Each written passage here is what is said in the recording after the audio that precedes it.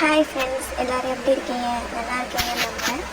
வாங்க இன்றைக்கி வீடியோக்கு போகிறதுக்கு முன்னாடி நமக்கு இந்த வீடியோ யார் ஸ்பான்சர் பண்ணுறாங்கன்னு பார்ப்போம். பைமோட்டோ இவங்க ஒரு ஆன்லைன் ஷாப்பிங் ஆப்பு. இது ப்ளே ஸ்டோர்லேயும் அவைலபிளாக இருக்குது. இதில் என்னென்ன ஐட்டம்ஸ் இருக்குது அப்படின்னு பார்த்தீங்கன்னா, க்ராசரி ஐட்டம்ஸ், பீவரேஜ் ஐட்டம்ஸ், அதேமாதிரி கிச்சன் ஐட்டம்ஸ், பாத்ரூம் ஐட்டம்ஸ், இது மாதிரி நிறைய நமக்கு வீட்டுக்கு தேவையான பொருட்கள் எல்லாமே இருக்குது. நான் வீடியோவுடைய டிஸ்கிரிப்ஷன் பாக்ஸில் இதோடைய லிங்க்கை கொடுக்குறேன்.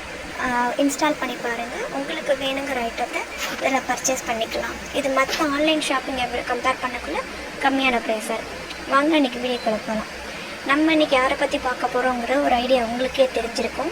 மன்மோகன் சிங் அவரை பற்றி தான் நம்ம பார்க்க போகிறோம். இவர் யாருங்கிறது உங்களுக்கு நல்லாவே தெரியும். எக்ஸ் பிரைம் மினிஸ்டர், அதாவது மோடிஜிக்கு முன்னாடி பிஎம்மாக இருந்தவர் தான் இவர். இவர் எங்கே பிறந்திருக்காருன்னு பார்த்தீங்க அப்படின்னா, அதாவது வெஸ்ட் பஞ்சாபில் காங்கிற இடத்துல பிறந்திருக்கிறாரு.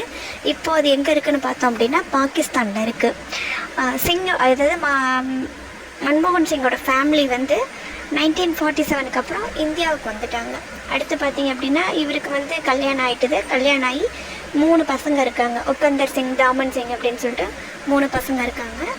அடுத்து பார்த்தீங்க அப்படின்னா இவருடைய பர்சனல் லைஃப் அப்படின்னம்னா, பஞ்சாப் யூனிவர்சிட்டியில் பிஏ எம்ஏ படிச்சிருக்காரு. ஜான்ஸ் காலேஜ் கேம்பிரிட்ஜில் பிஏ படிச்சிருக்கிறாரு. அடுத்தது நஃபீல்டு காலேஜ் ஆக்ஸ்ஃபோர்ட், அங்கே டாக்டரேட் முடிச்சிருக்கிறாரு. இவர் பார்த்திங்க அப்படின்னா ஒரு எக்கனாமிஸ்ட்டு. அடுத்து பார்த்தேன் அப்படின்னா பொலிட்டிஷியன் லெவல்லன்னு பார்க்கையில் இவருடைய கட்சி என்னன்னு பார்த்தீங்கன்னா காங்கிரஸ் கட்சியில் தான் இவர் சேர்ந்திருக்காரு.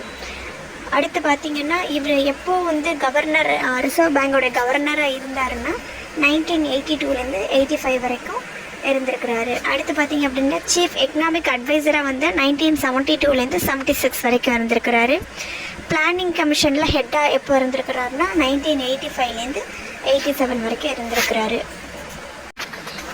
இவர் இந்தியாவுடைய 11th பிரசிடெண்ட், அதாவது ஏபிஜே அப்துல் கலாம் இருக்கார்ல, அவர் ரிசைன் பண்ணதுக்கப்புறமா மன்மோகன் சிங் பதவி ஏற்றிருப்பார். என்றைக்குன்னு பார்த்தீங்கன்னா 19th May 2004 பதவி ஏற்றிருப்பார். 2014 வரைக்கும் இவர் பிஎம்மாக இருந்திருப்பார்.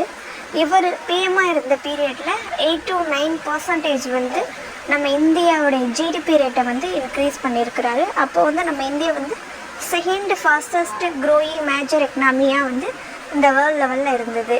அடுத்து பார்த்திங்க அப்படின்னா கோல்டன் குவாட்ரிலேட்ரல் ஹைவே நெட்வொர்க்கு இவர் கண்டினியூ பண்ணியிருக்கிறாரு. அதாவது வாஜ்பாய் கவர்மெண்ட் இனிஷியேட் பண்ணாங்க, அதை இவங்க கண்டினியூ பண்ணியிருந்தாங்க. அது மாதிரி பார்த்திங்க அப்படின்னா 27% எய்ம்ஸு, ஐஐடிஸ், ஐஐஎம் இது எல்லாத்துக்குமே மோடிஸோட 27% இன்க்ரீஸ் பண்ணாங்க.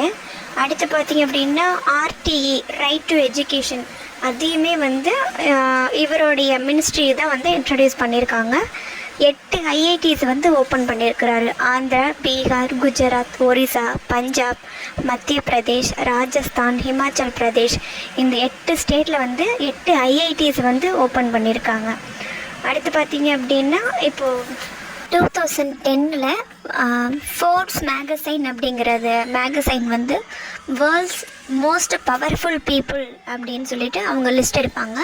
அதில் நம்ம மன்மோகன் சிங் சார் 18th பிளேஸாக 2010 செலக்ட் ஆகிருக்காரு. அதாவது இந்தியாவுடைய பெஸ்ட் பிரைம் மினிஸ்டர் நேருவுக்கு அப்புறம் இவர் தான் அப்படிங்கிற ஒரு பெருமையும் இவருக்கு இருக்குது. அது மாதிரி பத்ம விபூஷன் விருது 1987 வாங்கியிருக்கிறாரு. ஃபாரின் அவார்ட்ஸ்னு பார்த்தோம் அப்படின்னா ஆர்டர் ஆஃப் கிங் அப்துல்யாஸ் அப்படின்னு சவுதி அரேபியாவுடைய இது ஒரு உயரிய விருதும், ஆர்டர் ஆஃப் பவுலோனியா ஃப்ளவர் அப்படின்னு சொல்லிட்டு ஜப்பானுடைய பெரிய, அதாவது புகழ்மிக்க விருதையும் வாங்கியிருக்கிறாரு. அதே மாதிரி நிறைய யூனிவர்சிட்டிலையும் doctor of laws, doctor of civil law, doctor of letters அப்படின்னு நிறைய விருதுகளையும் வாங்கியிருக்கிறாரு.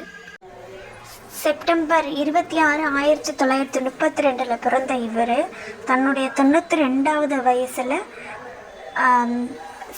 டிசம்பர் 26, 2024 நம்ம உலகை விட்டு பிரிஞ்சிருக்கிறாரு.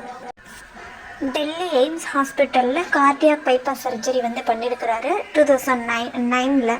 அடுத்து பார்த்தீங்க அப்படின்னா 2021 COVID-19 அப்போது கோவிட் டெஸ்ட்டில் பாசிட்டிவ்னு வந்து அக்டோபர் வரைக்கும் 2021 அக்டோபர் வரைக்குமே எய்ம்ஸ் ஹாஸ்பிட்டலில் COVID-19க்கு பிறகுமே அவருக்கு அடிக்கடி உடம்பு சரியில்லாமல் போய் ரொம்ப சிக்காக இருந்திருக்கிறாரு.